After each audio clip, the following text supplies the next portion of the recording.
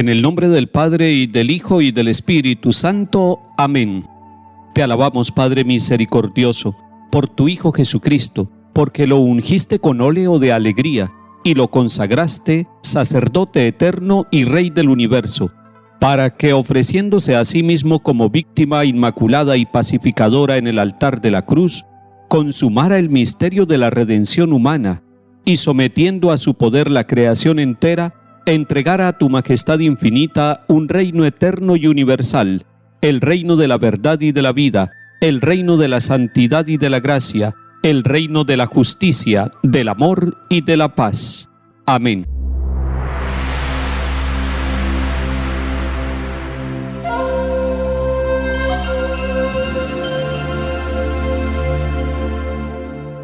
Lectura de la profecía de Jonás, capítulo 4. Jonás sintió un disgusto enorme y estaba irritado.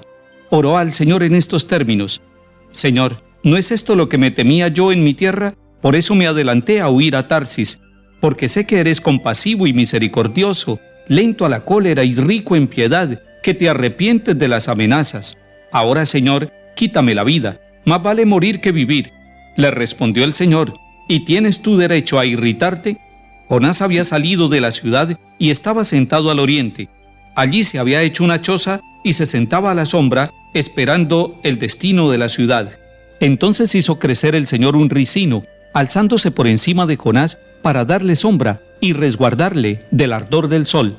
Jonás se alegró mucho de aquel ricino, pero el Señor envió un gusano cuando el sol salía al día siguiente, el cual dañó al ricino, que se secó. Y cuando el sol apretaba, envió el Señor un viento solano bochornoso. El sol hería la cabeza de Jonás, haciéndole desfallecer. Deseó Jonás morir y dijo: más vale morir que vivir. Respondió el Señor a Jonás: ¿crees que tienes derecho a irritarte por el ricino? Contestó él: con razón siento un disgusto mortal. Le respondió el Señor: tú te lamentas por el ricino, que no cultivaste con tu trabajo, y que brota una noche y perece la otra. Y yo no voy a sentir la suerte de Nínive, la gran ciudad, que habitan más de 120,000 hombres, que no distinguen la derecha de la izquierda, y gran cantidad de ganado. Palabra de Dios. Te alabamos, Señor. El profeta Jonás ha terminado su misión.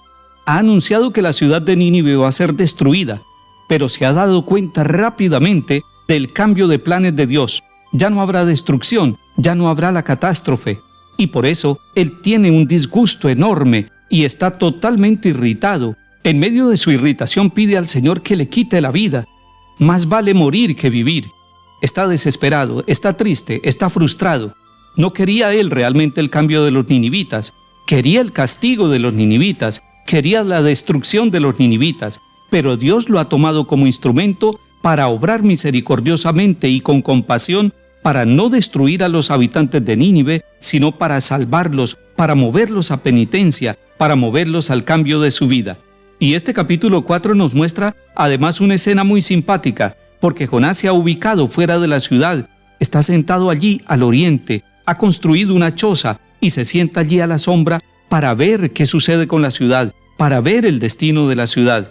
Y es simpática la escena porque el Señor ve la necesidad que tiene Jonás, una necesidad de sombra en medio del sol radiante, y el Señor hace crecer un ricino que le sirve de sombra.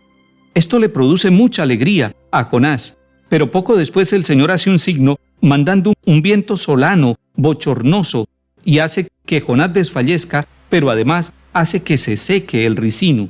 Y nuevamente Jonás dice: más vale morir que vivir, y lo dice con disgusto. Pero ese signo del ricino le sirve al Señor para decirle: así como usted valora el ricino, yo valoro la ciudad. Y le dice que hay 120,000 habitantes que necesitan ser salvados. Muchas veces nosotros quisiéramos el castigo de Dios para aquellos que obran el mal. Sin embargo, el Señor se vale de distintos medios para hacernos ver que más vale la misericordia, que más valen las personas que el castigo, que es más importante proceder con compasión que con violencia.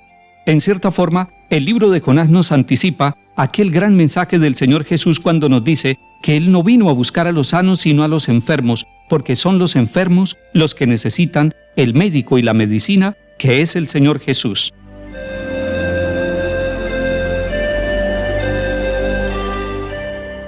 Salmo 85. Tú eres mi Dios, piedad de mí, Señor, que a ti te estoy llamando todo el día. Alegra el alma de tu siervo, pues levanto mi alma hacia ti. Porque tú, Señor, eres bueno y clemente, rico en misericordia con los que te invocan. Señor, escucha mi oración, atiende a la voz de mi súplica. Todos los pueblos vendrán a postrarse en tu presencia, Señor. Bendecirán tu nombre. Grande eres tú y haces maravillas. Tú eres el único Dios.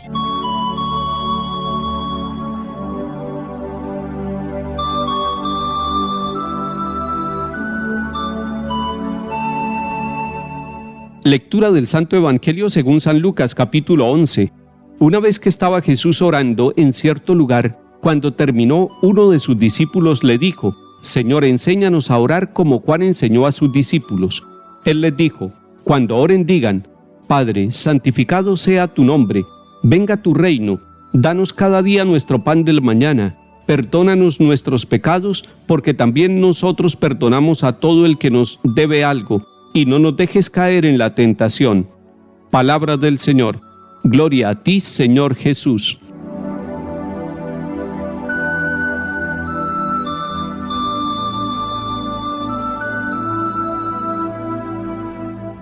Contemplemos en este capítulo 11 de San Lucas a Jesús orando.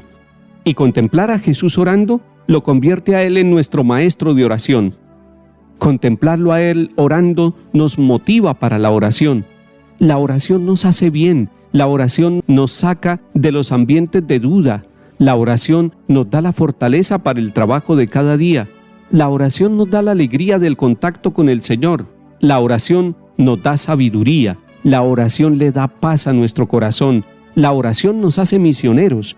No puede haber un misionero o misionera que no ore al estilo de Jesús. Él es el gran misionero, pero es un misionero orante. Jesús está orando, no solamente para darle testimonio a sus discípulos para que lo vean orando, sino porque Él necesita la oración, necesita el contacto con Dios Padre. Los papás y las mamás que son misioneros y los primeros misioneros dentro de la familia también necesitan oración.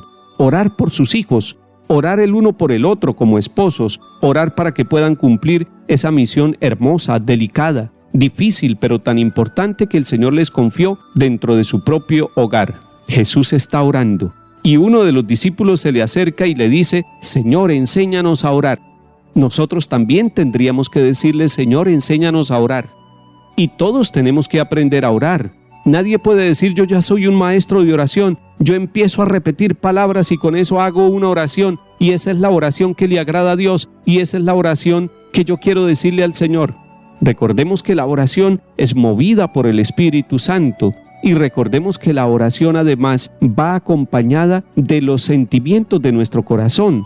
El Catecismo de la Iglesia Católica, en el número 2697, nos habla de la vida de oración. Y nos habla de la oración vocal, es decir, de la oración que podemos decir con nuestros labios. Se hace también la oración silenciosa de la meditación. Y nosotros, los seguidores de Cristo, deberíamos aprender a equilibrar entre la oración vocal, la oración que se dice para que otros la escuchen, y la oración mental, la meditación para que nosotros podamos contemplar en la oración la presencia misericordiosa de Dios. Lo que sí es cierto es que debemos acercarnos al Señor y decirle como el discípulo: Señor, enséñanos a orar. Dígale eso hoy al Señor. Dígale desde por la mañana que le enseñe a orar.